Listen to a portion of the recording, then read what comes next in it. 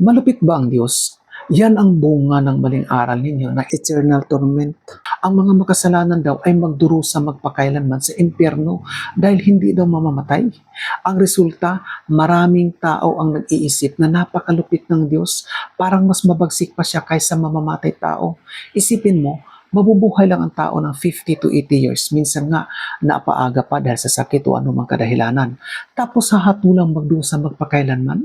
Ito ay isang malaking akusasyon laban sa Diyos dahil hindi ito ang itinuturo ng banal na kasulatan. Totoong hahatulan sa araw ng paghuhukom ang mga masasama sa pamamagitan ng apoy at asupre, pero hindi ito para pahirapan for eternity, kundi ito ay upang tuluyang wakasan ang kasamaan. Sabi sa Revelation chapter 21 verse 8, ang mga hindi sumasampalataya, mamamatay tao, mga sumasamba sa Diyos-Diyosan, at lahat ng sinungaling, ang kanilang bahagi ay sa dagat-dagatang nagliliyab sa apoy at asupre. Ito ang ikalawang kamatayan. Malinaw di ba? Kamatayan, hindi eternal life or in torment. At sa Malakay chapter 4 verse 43, ang lahat ng gumagawa ng kasamaan ay magiging parang dayami. Sila'y magiging abo sa ilalim ng talampakan ng iyong mga paa. Ito ay prophecy tungkol sa araw ng paghuhukom. Ang masasama ay magiging abo, wawakasan, hindi pahirapan ng walang hanggan. Kaya malinaw po na hindi totoo ang eternal torment.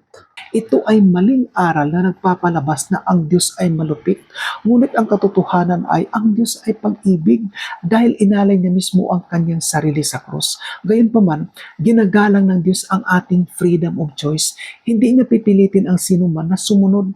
Kaya nga 'di ba sabi ni Jesus, if you love me, keep my commandments. Hindi niya sinabi na you must love me. So dito natin ma-realize na kung hindi natin sinusunod ang kanyang kalooban, ipinapakita lang nito na hindi natin mahal ang Diyos. Kaya tayo ay namumuhay ng hindi naayon sa kanyang kalooban. Ngunit tandaan natin, ang mga namatay ng may pananampalataya kay Kristo ay makakasama sa rapture. Ito ang tinatawag na first resurrection na magaganap sa muling pagdating ni Jesus. Sila ay bubuhayin upang magmana ng buhay na walang hanggan. Ngunit ang mga hindi namumuhay ayon sa kalooban ng Diyos ay makakasama sa second resurrection. Ito ay mangyayari after 1,000 years upang humarap sa huling hatol. At sa araw na yun, sila ay haharap sa ikalawang kamatayan sa pamamagitan ng lawa ng apoy. At doon sila wawakasan kasama si Satan at ang kanyang mga anghel. At kapag natapos na ang apoy, ay wala ng bakas ng kasamaan magpakailanman. Ito ay hindi kalupitan kundi awa ng Diyos. Alam niya ang buhay sa kasalanan ay puno ng paghihirap. Kaya sa huli, kanyang wawakasan ang kasamaan at bibigyan ng kapahingahan ang mga ayaw pumili sa kanya. Kaya mag-ingat po tayo dahil ang nasa likod ng maling aral tungkol sa eternal torment ay ang gawa ng kaaway, si Satan.